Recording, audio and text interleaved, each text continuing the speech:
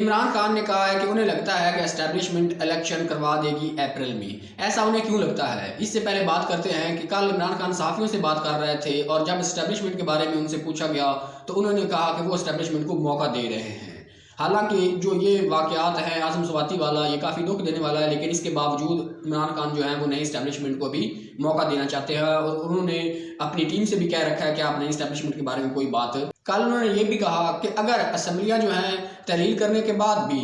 Election تخیر کا شکار ہوتے ہیں تو اس سے انہیں کوئی فرق نہیں پڑے گا، اور 11 جنوری سے پہلے یا 11 جنوری تک وہ اعتماد کا ووٹ لے لیں گے اور اس کے بعد وہ جب چاہیں اسمبلیاں تحلیل کر دیں گے۔ اس کے باوجود جو پرویز الہی ہیں وہ بار بار عمران خان سے رابطہ کر رہے ہیں۔ اسٹیبلشمنٹ اور عمران خان کے درمیان جو رابطہ ہوا ہے وہ 1-2 دفعہ ہی ہوا ہے اور اس سے زیادہ کوئی بات نہیں ہوئی، لیکن پرویز الہی کیونکہ اسٹیبلشمنٹ کے آدمی ہیں اور مونس الہی، تو ان کے اوپر کافی دباؤ ہے اسٹیبلشمنٹ کا اور وہ کافی دباؤ لے رہے ہیں، جس کی وجہ سے وہ بار بار عمران خان سے رابطہ کر رہے ہیں۔ لیکن پرویز الہی صاحب چاہتے ہیں کہ وہ وزارت اعلیٰ کو اپنے پاس کافی وقت تک رکھیں، کیونکہ انہیں پتہ ہے کہ اگر اگلی دفعہ کیونکہ عمران خان کی حکومت آنی ہے اور وہ عمران خان کے اتحادی ہوں گے تو عمران خان کیوں چاہے گا کہ وہ دوبارہ پرویز الہی کو اپنا وزیر اعلیٰ بنائے، تو اس وجہ سے وہ وزارت اعلیٰ کو اپنے پاس رکھنا چاہتے ہیں اور لمبے عرصے تک رکھنا چاہتے ہیں۔ اس کے ساتھ ایک اور بات ہے کہ عمران خان کے کچھ ساتھیوں کو ٹیلی فون کال آ رہی ہیں ان نون نمبر سے۔ یہ کال ٹھیک بھی ہو سکتی ہیں اور فیک بھی ہو سکتی ہیں، جھوٹ بھی بول رہے ہو سکتے ہیں ان کے ساتھی۔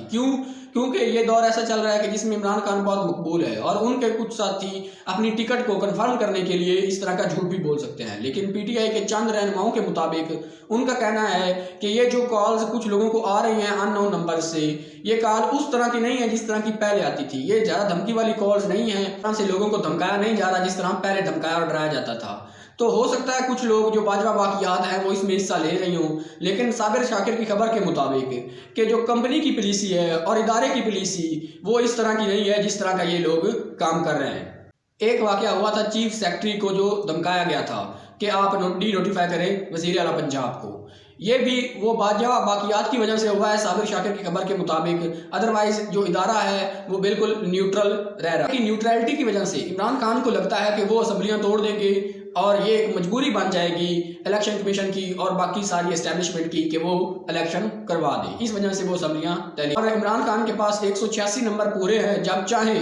وہ اب اعتماد کا ووٹ لے سکتے ہیں، اور پی ٹی ایم والے یہ چاہتے تھے کہ جلدی اعتماد کا ووٹ لیں۔ کیونکہ پی ٹی آئی کے کچھ ایم پی ایس ملک سے باہر تھے اور وہ نمبر پورے نہیں کر سکتے تھے، اب وہ انہیں ٹائم مل گیا پی ٹی آئی والوں کو عدالت کی طرف سے، تو اس وجہ سے وہ انہوں نے اپنے آدمی پورے کر لیے ہیں اور وہ 11 جنوری سے پہلے جو اعتماد کا ووٹ ہے وہ لے لیں گے۔ پاکستان کی اکانومی روز بدتر سے بدترین ہوئی جا رہی ہے اور سردیوں میں ابھی لوڈ شیڈنگ شروع کر دی ہے۔ یہ لوڈ شیڈنگ کیوں ہو رہی ہے؟ اس کی وجہ یہ ہے کہ آئی پی پیز کے ساتھ جو پی ڈی ایم والوں نے اپنے معاہدے کیے ہوئے تھے اور بہت ہی مہنگے معاہدے تھے جن میں انہوں نے پیٹرول اور ایندھن مہیا کرنا تھا آئی پی پیز والوں کو، اب پیٹرول اور ایندھن پاکستان میں انہوں نے اتنا مہنگا کر رکھا ہے کہ یہ خود بھی نہیں پہنچا رہے، جس کی وجہ سے لوڈ شیڈنگ شروع ہو چکی ہے پورے پاکستان میں۔ کیونکہ بجلی اتنی نہیں پیدا ہو رہی، اور یہ سارے منصوبے کس کی حکومت میں لگے؟ یا تو پیپلز پارٹی یا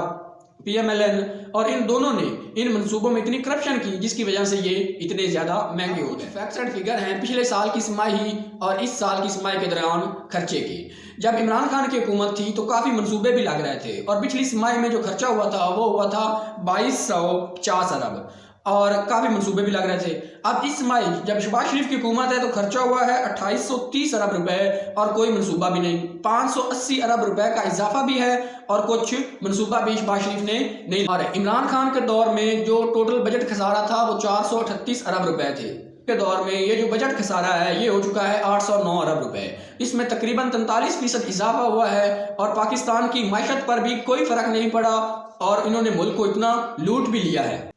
اس کے باوجود عالمی رینکنگ میں پاکستان نیگیٹو چل رہا ہے، جو رپورٹس آ رہی ہیں پاکستان کے متعلق ان میں بھی پاکستان کی منفی رپورٹس آ رہی ہیں